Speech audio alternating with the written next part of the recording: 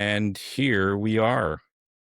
So, listen, this is a special moment. This is episode 1 of Whispering the Weather. And I'm telling you, folks, as you watch this episode and weeks and months from now, you'll look back at episode 1 if you ever have the interest of doing that, and you'll see how amateurish episode 1 was compared to what we'll do afterwards. But right now, the first one's always a special one. So welcome everybody to this new podcast called Whispering the Weather, the Northeast Brief. Myself, Mark Sirois, known as the Weather Whisperer, been around for a number of years, and I'm going to let both of you ladies introduce yourselves as well, although you're very, very well known in the area. Era, how about you? We'll start with you. And you're on mute, Era. You're muted. This is going to be one of those moments we'll look back at. Yes.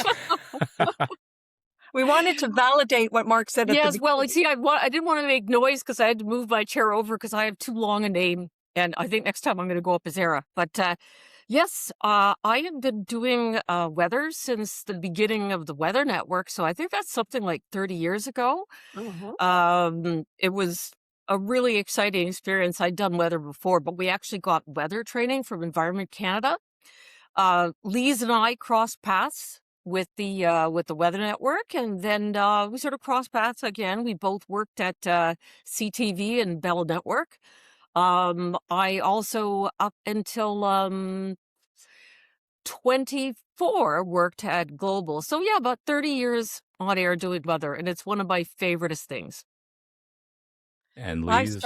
I started, believe it or not, out west. I had moved out west for a few years, and I had put my name into CBC as a bilingual person because, jobs were scarce then. And I said, okay, maybe they'll need somebody who speaks French. And it ended up triggering an interview, but it was for weather in French in Saskatchewan. So I learned with no experience on television or anything, and it was not my goal to do that in the end, but that's where I started. When we came back to Montreal, Weather Network needed somebody that day, and I had the live experience, Weather Network, and then CTV or CFCF at the beginning, and then CTV. So it has been, around 26, 27 years that I've been dipping my toes in the weather. And I have to say, I miss the CFCF days. There was just something special about it being kind of not networky and being more local. But hey, that comes with age. Agreed. Agreed. When people come in and ask us about Pulse News. Yes. Pulse. One day we'll have, is Mr. Hoagland still with us? I hope he is. Yes, Bill is living just out. He lives in Vermont. No, he's moved to Alexandria. What? Yeah, he's moved to Ontario. I believe so. Oh, cool. Yeah, he was traveling through from Vermont to Montreal to work, but at one point I believe so. But I'm sure some of our listeners may be able to correct us. He's a wonderful man, and actually one of my favorite hosts ever to work with. He's just without adorable. a doubt. Yeah. Absolutely. Maybe one day we'll be lucky enough to get him on the show. And for myself, well, I've been, dabbling in weather since I was 15, and playing around with the weather radio and listening to how storms progressed, and always interested in trying to forecast them. And with the internet coming in, then it became much easier to get access to different weather models and information. And have just been working in forecasting ever since. It is not my primary job, so I do something else apart from that, but it is where my passion is. And for a number of years, I wrote the weather forecast for Harrowsmith Almanac. I think for better part of 8 years, I think, and I stopped doing that a year ago. And now putting it into this, and I think my my interest in starting a podcast was that there's just so little actual conversation. I mean, people talk about the weather, but actual conversation about how it happens and why we're going through what we're going through, beyond just saying that it's sunny or cold or it's crappy outside. But for folks to be able to understand why and that there's a way out, that the pattern that we've been in, for example, this spring, is not going to plague us throughout the summer, and there is um, uh, the weather will create a pattern that will save us from what we've been enduring over the last few months. So yes, that's kind of what we're about, and just getting into kind of the schedule of what we'll talk about today. Um, well, we just did the introductions on why we're doing this podcast. We'll then get into the topic of the week. Then we'll talk about the weather and you. What does it mean for you over the next 7 days? Uh, whether you're gardening or trying to cut the grass or want to play some golf, we'll go through that. We'll have a little segment on weather lore, talking about planting this time, in terms of what kinds of weather lore kind of surround the concept of planting and when the best time to plant. We'll talk about the week of this week in weather history, and then get a little bit of space weather conversation, and then we'll be asking, for your viewer comments and questions. I know this is episode 1, so we don't have the questions in yet, but they will come. And then we'll do some closing remarks and our prediction of the week, and I'll get into that as we close out the show. So, starting off the topic of the week, and this is something that through my Patreon page at The Weather Whisperer, as well as just topics at work, has been, why has it been so lousy this spring? And I'm sure there'll be plenty of people who say, lousy, this is perfect. I love it this way. I don't want the heat. I love a lot of rain. I love clouds.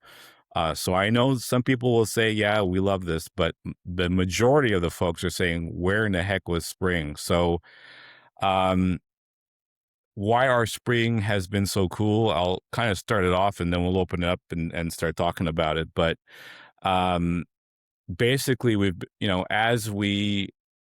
had the last, I think, 3 winters have been La Nina winters. And we've gone from La Nina into a neutral period in the summer and then kind of back to La Nina. This particular spring, we are coming out of a weak La Nina, going into ENSO neutral, which stands for, remind me what ENSO is again. It's ENSO. I can't remember the actual acronym, but it is basically the area between El Nino and La Nina. So we're neutral on that, and then we are going to be emerging into El Nino.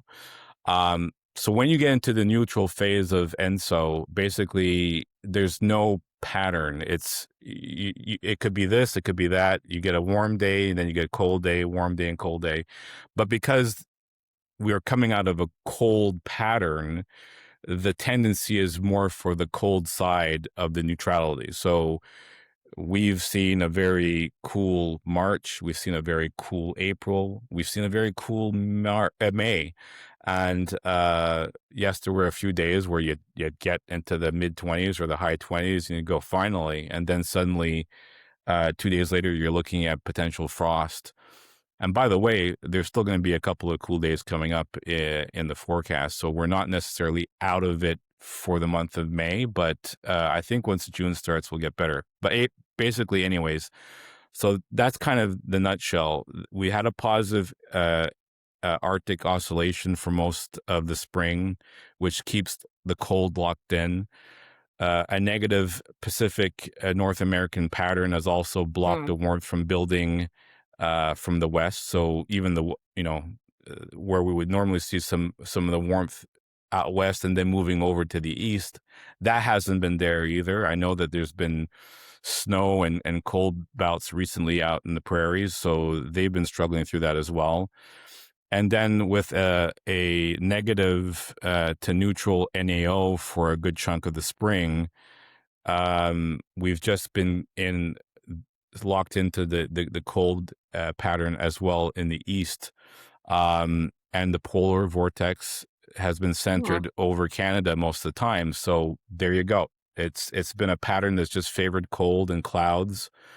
You can even have a dry atmosphere, but because you have the sun that is strong at this time of year trying to penetrate cold air, it creates clouds. It creates this Mm. swirling upper level low type of situation. So yes, it's been a tough spring. I don't know, Aaron, Lise, your viewpoints on the way you see it. Well, Well, I I'll let see. Lise go first. Oh, thanks. Well, I see it as a little bit more confusing just for the average person because we do get that 1 or 2 really warm days that we all think that spring has finally arrived and we are on the other side of it. But that cooler air moves back in, and that's because of weather patterns that have become neutral. So that's what confuses a lot. Why are we getting these 2 new days, warm days and hot days, and then it gets cooler again? And this explanation, well, it does explain why these weather patterns turn that way. It's just very hard to deal with when you think it's finally done and then that cooler air moves in. I noticed this winter that they weren't often, but there were a couple of blocking situations. Like we all know the Omega block, where you end up with a low here and a high on either side. So that happened at the beginning of April. But I also noticed that in February, because it was just cloudy all the time, and there seemed to be a Rex block, which was this large high pressure area, which was on the Pacific coast. So basically, everything was coming down from Alaska and then going down south up through southern Quebec. And the warmer weather was being kept out west while we sort of got the cooler weather. So that was a couple of my suppositions. Yeah, and the good news, and if you look at those charts, the charts for AO and the PNA and the NAO, you see where there's red. That is the outlook, and we're getting pretty well positive for most of these, which allows a warming of the atmosphere in all those areas, which means the polar vortex is going to kind of lift out of Canada. We're going to start to see a more warm pattern building into the Northeast come June. So I think we're going to and with a El Nino coming in strong and actually building quite quickly and rapidly.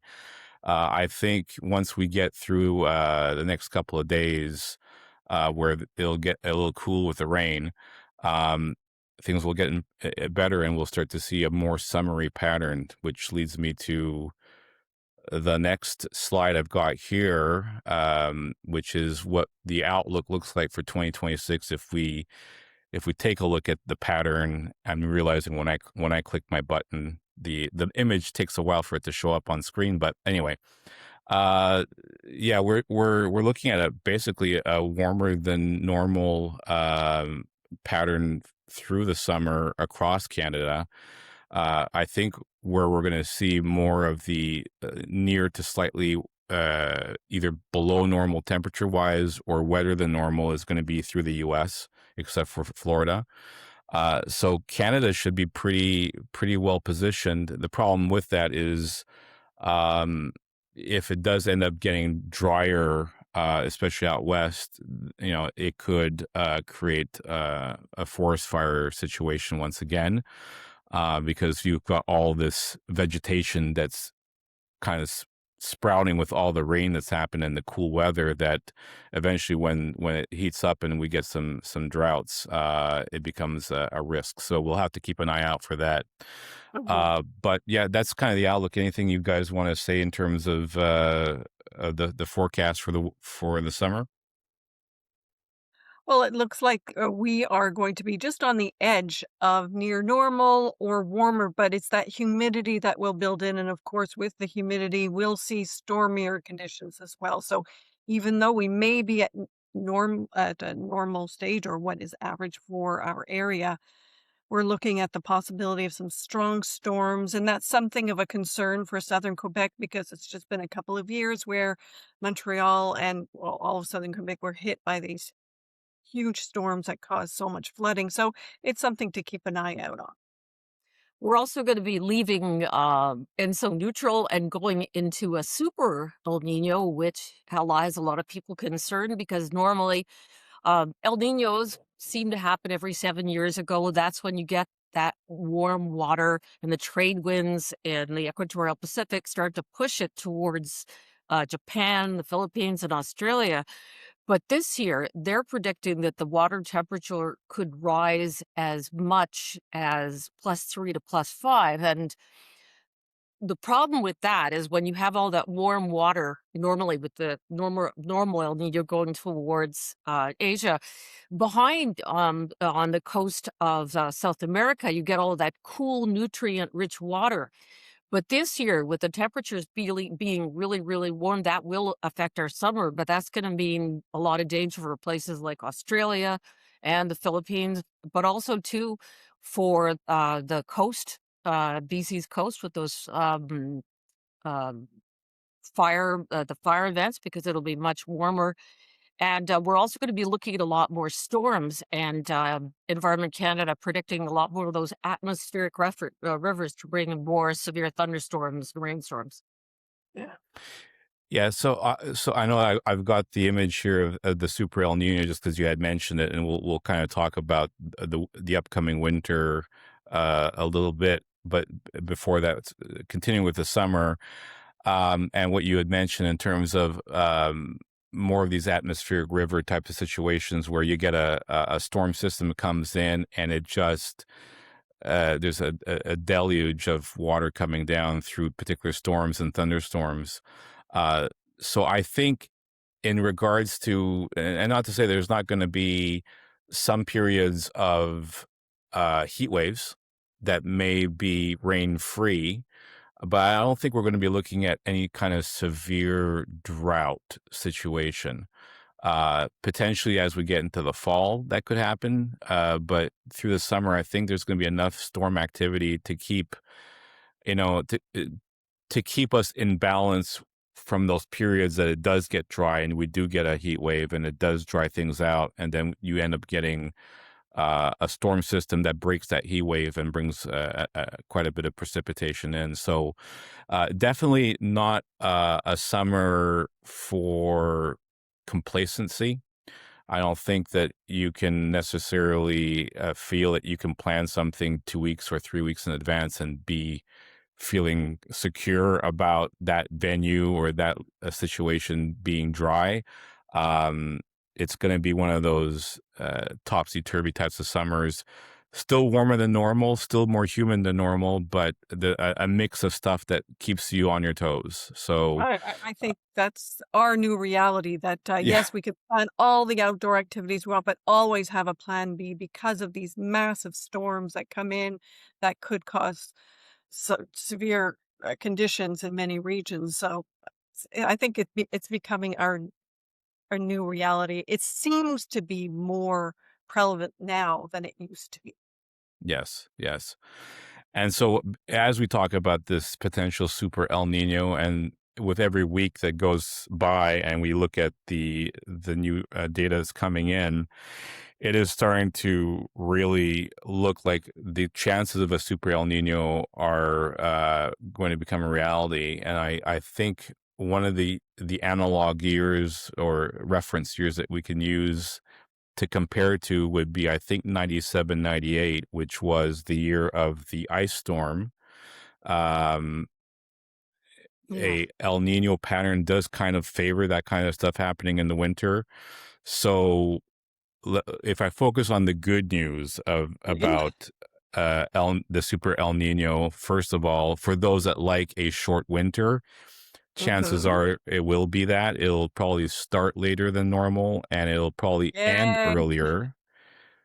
But with that comes the price to pay, which is if you're looking for snowfall for skiing, chances are Mm. most storm systems will have ice mixed in and rain. So Yeah. it'll be sloppy storms. when you do get a cold period and a storm approaching and you get ice coming down, those ice storms could be relatively quite impactful. So we got to keep an eye out for that. Um, anything you want to, I know, Era, you've been kind of looking at this as well. Anything you want to add to the Well, winter coming up? well, it's kind of interesting because normally, you tend to have more hurricanes when you have a La Nina, more named storms. But the NOAA National Hurricane Center said that because normally you have, La Nina, you have cooler air, but in that Gulf of Mexico there where the air is going to be really, really warm, actually there is a possibility that it might create some very strong storms as I did back in 98 when we had two big name storms. And David, can't remember the name of the other one, but um, even though we're not going to have the contrast of the cold and the warm, because just that Gulf of Mexico is going to continue to be warm, there is a possibility for more named hurricanes this year than last year. Yeah. And what I've got up on the screen is actually something that I had put together before they issued the official hurricane outlook from NOAA. This I think it was end of last week, or I can't remember when it came out, but it was definitely within the last 5 days. But yeah, that pattern, an El Nino pattern, tends to decrease the Atlantic storms and shift the focus on the Caribbean and the Gulf of Mexico, Yep. which we would expect most of the development to happen this year. It doesn't take Florida off the hook here. It keeps us very well into the hook. But the other thing is when you get hurricanes that happen in the Gulf of Mexico, we normally get those impacts because they come out from the south and then they head up. Either if we're lucky, they exit out from the East Coast, or it comes up into the Northeast, and we end Mm, up getting quite a bit of rain from that. So if we assume that that the end of August to end of September timeframe for hurricane development to happen, we may be looking at a stormy September up in the Northeast, and some of those storms could actually they could be tropical in nature. So they could be a tropical storm rather than just a heavy rainstorm. You So may be right. even though the East Coast from the Atlantic might be spared, we might get it from another area. You were going to say something, Lise? No, I'm just saying that you will probably, with that scenario, be hit by post-tropical storms, which yes. bring lots of rain, of course. Yeah. Let's focus So on cold winter. yes, yes. Overall, it's going to be an interesting next few months between June taking us right to October, Right. and it'll be interesting to see how this super El Nino does impact summer and fall. And of course, we'll be here every week to keep an eye on that. Uh, as we switch over into the next topic, which is the weather and your world, which is where we talk about. Wow, there's a delay in when I click my button. It's coming, guys. You'll see the new slide.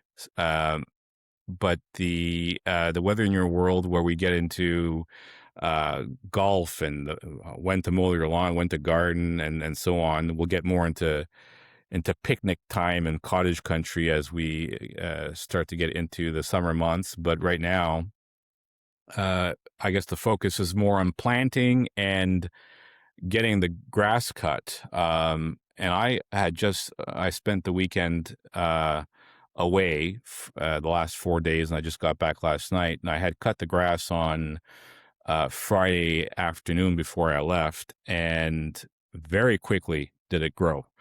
So I'm assuming that rain that fell during the last 4 days definitely helped it to grow. So what I'm seeing for the best days to cut the grass over the next few days until we actually meet again, You probably want to focus on Friday, Sunday, and Tuesday, and even Wednesday. But there will be chances for showers for the other days, marginal in spots. But I think Monday looks like the wettest of the days. I know that you got an update from Environment Canada era, so I don't know if you see something different than I've got here. Sure, I'm just gonna jump into that. Basically what we've got right now, well, this is this afternoon, we have a trough extending from Maine, going up through Saguenay, Lac Saint Jean. It creates a fair amount of instability. I think Lise, that is one of our favorite words as a weather specialist, instability. So there's a lot of it's unstable. Yeah, But this also in the summer, creates that's what happens.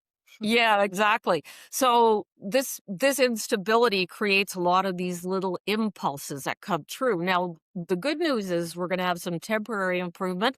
We're going to have a ridge of high pressure, which is extending southward from James Bay, but it's a dirty ridge, which means because of all these little instabilities, we're going to get some sun, but more cloud than you'd expect from a ridge of high pressure. And then for this weekend, we have a shortwave disturbance, which will move between Montreal and Quebec City and then track towards Trois-Rivières. And that's going to bring another round of unsettled weather. It looks right now that the heavier rain will be expected on Saturday, and we'll see maybe some scattered showers on Sunday. But getting back to what you were saying about planting, I love it when we have several rainy days in the spring because then I can put out my grass seed and put dirt on top of it, and then the rain makes it grow faster because otherwise the birds eat all my seed. Mhm. Yeah, so in line with the when to cut the grass, the golf forecast is pretty much aligned to the best days to golf as well. On the planting and gardening forecast, and I want to spend just a little time talking about that because it's been so difficult to get anything in the ground over the last month. Mm. And we'll touch on that as well as we get into the weather lore part. But my tomatoes are not in yet, and I normally probably would have had them in by now. But the soil is just not consistent enough in terms of the temperature for me to feel secure about my peppers and my tomatoes. So I'm holding off until we get to the weekend, and I'll probably do it then. Um, but if you are, and when you're planting, it's not bad to plant in the rain. Actually, it's probably a less stressful thing for the plants to get that done while it's in the rain. It's not pleasant for you or me, but it is pleasant for the plants to get planted when it's wet.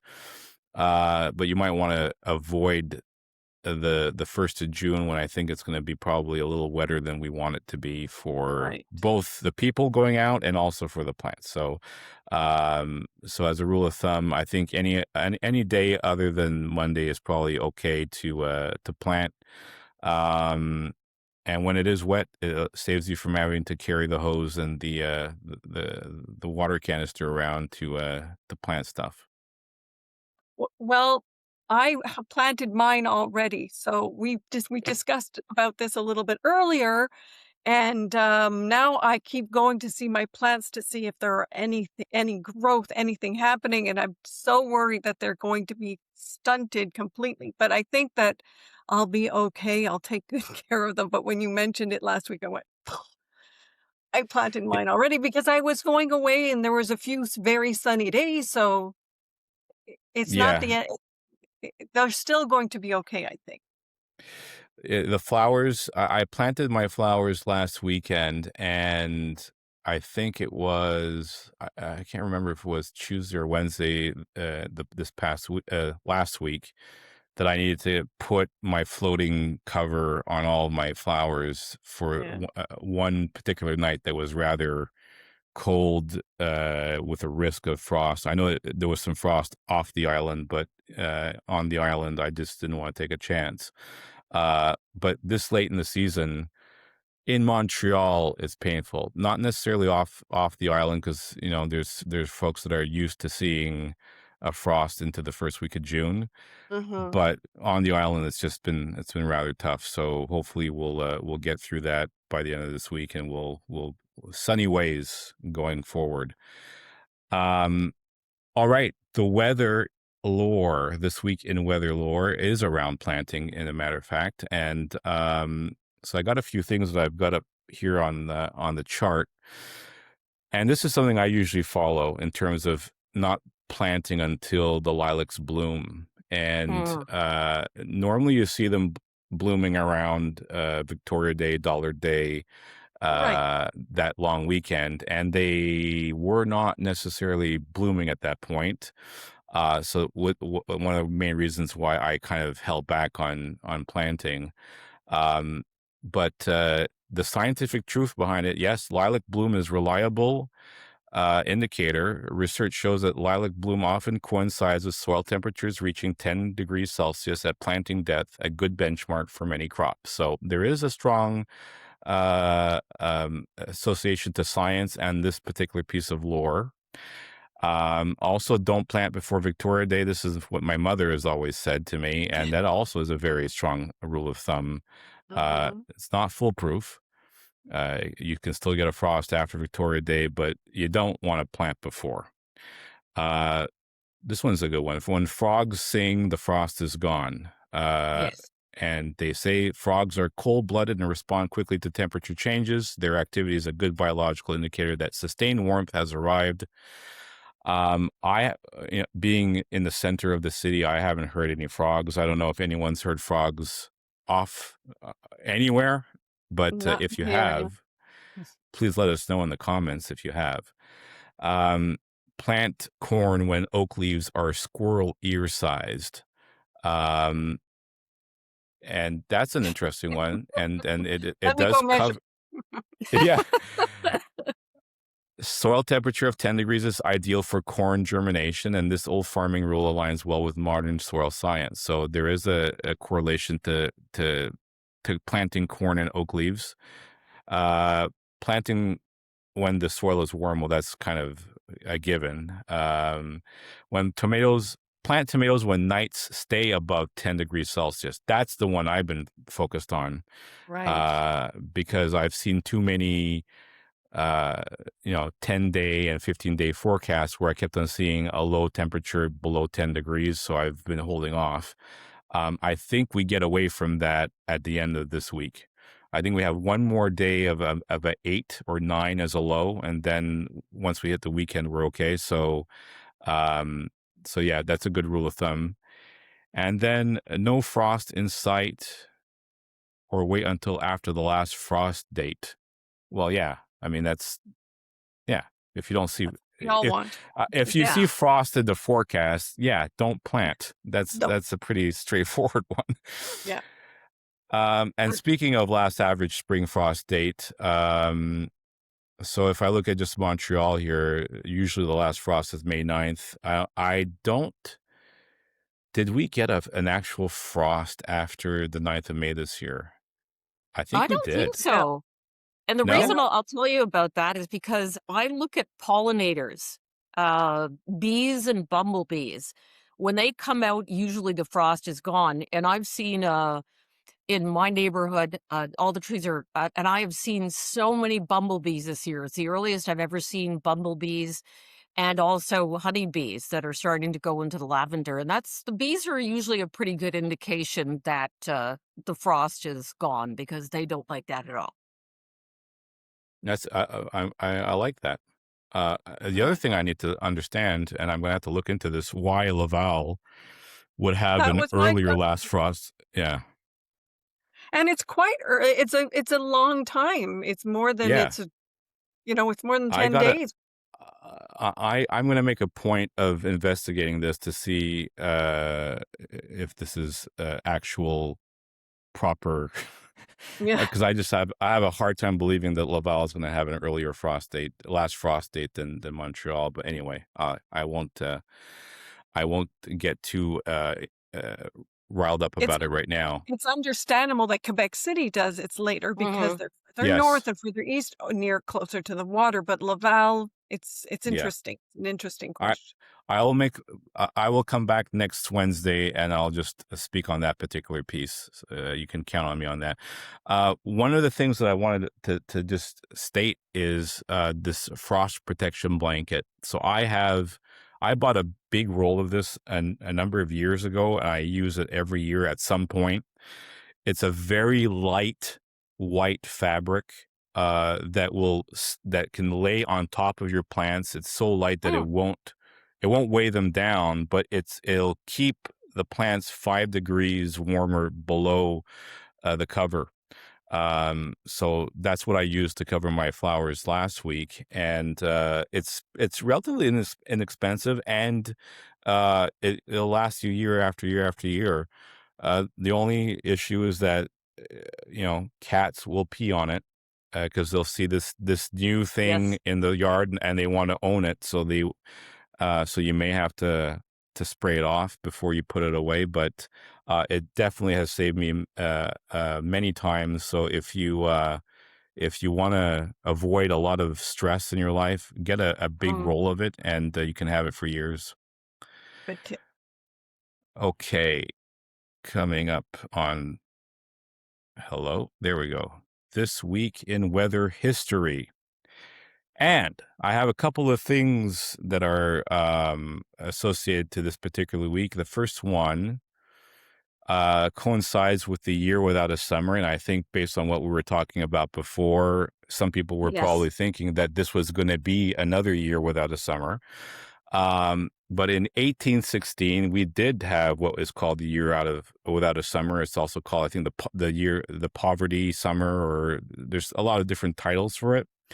But during this first week, this last week of May, going into the first week of June in 1816, there was snow in this area that had ruined some of the early crops that were sown. And I know you did a lot of studying on this one era in terms of Mount Tambora and that volcano that would have caused that. So I'm going to let you enlighten us with what you've learned from this particular event. I'll try and keep it short, but there have been many times in our history, including 536, which were that was the Justinian winter, and also in 1257. Uh, 536 AD was a volcano from El Salvador, and then there was a powerful Indonesian volcano in 1257. And this is once again, Indonesia has there is the Ring of Fire, but Indonesia is one of the most volcanically active places on the earth. And on April 10th, 1815, there was a powerful volcanic eruption, and it was the biggest one in human history. It expelled about 150 to 160 cubic kilometers of material, so like about 60 megatons of sulfur into the atmosphere. So it was so big that mountain lost 1,500 meters of its height the same day. It sort of clashed into itself. But the problem was it put so much ash into the stratosphere that the stratospheric winds created sulfuric acid aerosols, and these little beads would reflect the sun back into space as opposed to coming down on Earth. And the response to this was almost an entire year.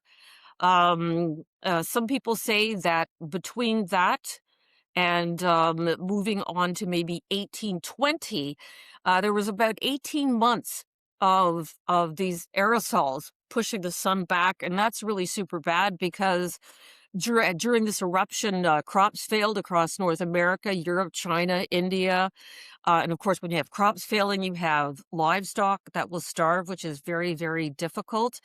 And one of the biggest problems too is that for us as human beings, they say that in around that area of Indonesia alone, about 80,000 to 90,000 people died of disease and famine.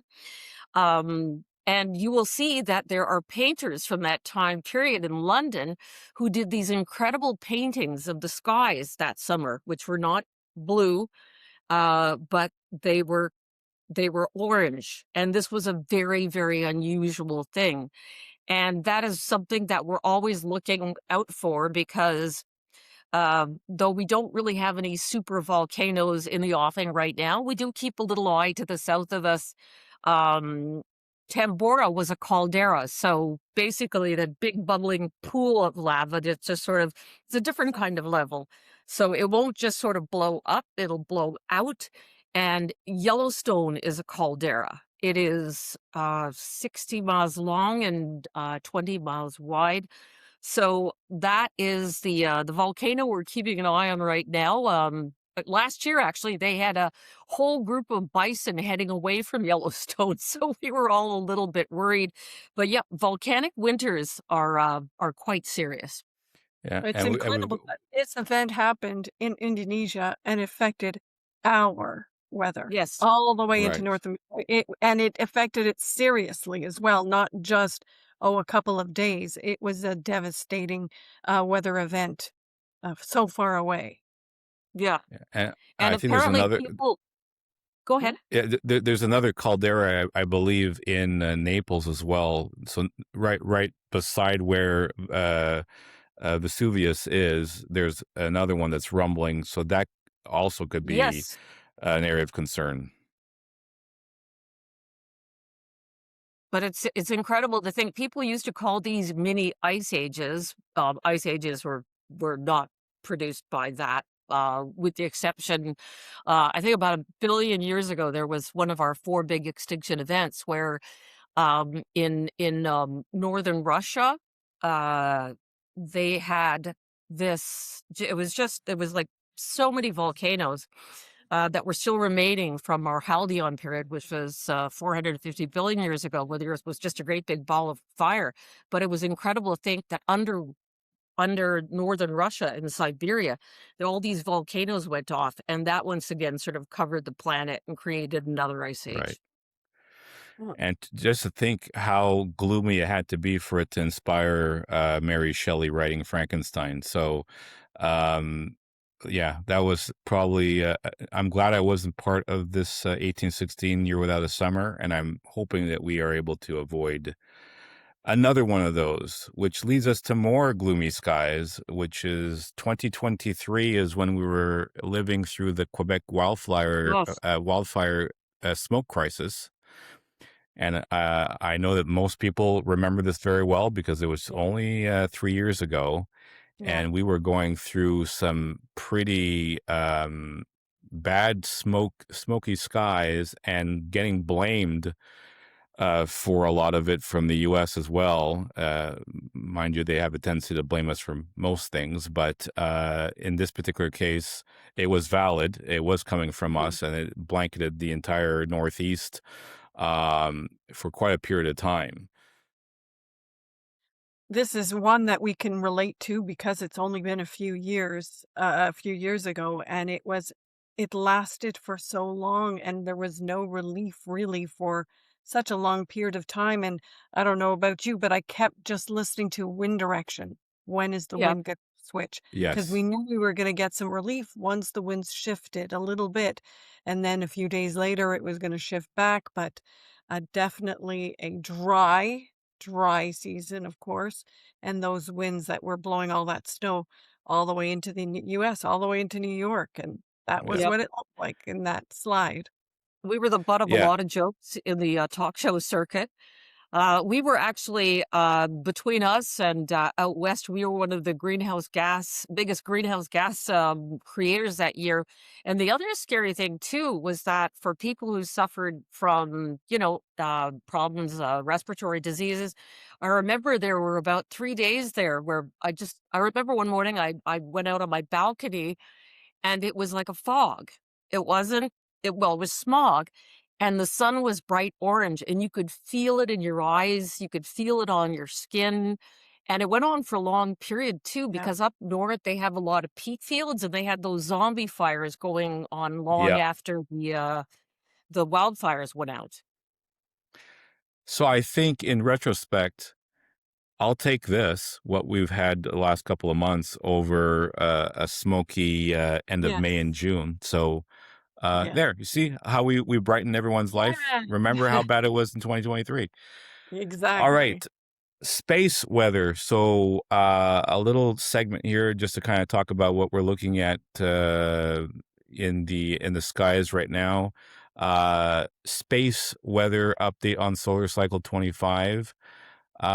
We still have spots. We're still considered, I think, just having passed solar maximum, and I think we're going to start going it in the opposite direction over the next few years. But one of the questions was, have we already hit the peak? And there is a strong argument that we are at or extremely near the peak of solar 25, solar cycle 25.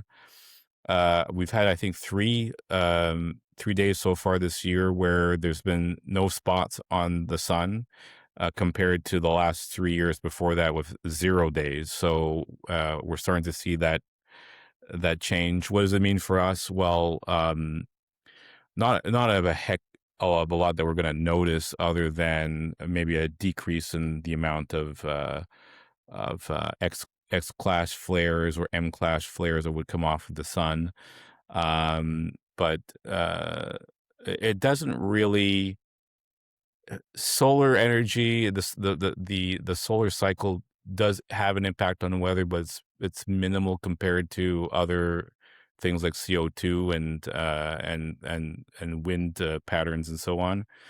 But when you do come out of a solar maximum to a solar minimum, the energy of the sun is just a bit less. And if you get the right kind of weather pattern, it can kind of accentuate it a little bit to make it a little colder than it would have been. So something to keep an eye on. Whoops, I had another slide here and it's gone. But we do have a full moon coming up this week, the 31st, I think it is. Yep. It's the second one of the month. Yeah. Yeah, so it's a blue moon, and it's a Ooh. small blue moon. It's the moon's at its farthest distance from the Earth, so it'll be a smaller blue moon, or the smallest blue moon of the year. But and it's not actually blue. I think everyone knows that. They call it a blue moon just because it's the second in a month, and so they, when you say once in a blue moon, they're usually infrequent. That's why But they call them that. yeah. Yeah. But apart from the blue moon, I can't remember if I had something else that was going on astronomically this week. But I think that's good enough for this go around. So I know that this being episode number 1, we don't have any viewer questions or comments that have come in because no one knew that we were even looking for them. But I am calling out, we are calling out for your questions that you would want to ask us about anything to do with the weather, or any topics that you would like us to cover in our weekly topic of the week. And it's open. Any topic is a good one in terms of how clouds form, the different levels of storms, hurricane seasons, whatever you come up with, bring it to our attention, and we can put it into our list of different topics that we'll talk about down the road. So yeah, and where can you send those questions? Well, you can like us on Facebook, which is my weather page, the Mark Sirois WX. It's the former Weather Whisperer Facebook page. I'm bringing it back to life, so you can send us questions there. I'll also be posting any information that comes from this show onto that site. Also, Instagram. I created a brand new Whispering the Weather podcast Instagram page. You can get us there. And of course, you can comment on the YouTube channel, which is where this particular podcast will be stored. And you can also scan the Instagram QR code and get that onto your phones. Yeah. So listen, we're more than happy to make this a conversation and not just us putting information out, but having you guys part of it. And as we progress on this podcast, the intent is going to have is going to is to have guests from different areas, from agriculture, from weather, from potentially Environment Canada. Uh, the weather impacts everybody, and Mm. so everyone in whatever industry they're in is a potential guest that we'd like to bring on board and talk through, especially as it gets into a particular season. I'm already thinking about spring next year and bringing in some folks that are maple syrup farmers that can come on and talk about when what the best conditions are for making syrup and how the current season is compared to other seasons. So we'll have that happen. We'll bring a lot of people in. I know that both of Era and Lise also have a very good Rolodex of people that they know, and I'm looking forward to that. So that was our show for this week. Episode number 1. Hey, I'll look Done. back on this one and I'll probably cringe and I'll say, oh, geez, I could have done this better, or why was this slide not Yeah. working, or whatever. But it's episode 1 and it's in the can. And I thank you so much to my partners, Era and Lise, for being there. It's so good to see you guys again. I miss seeing you on the screen, and I'm glad that we have a venue to bring you back and to have folks feel the comfort of knowing that you're there and that you're taking care of us, and that your insight and your experience can be shared with the whole team.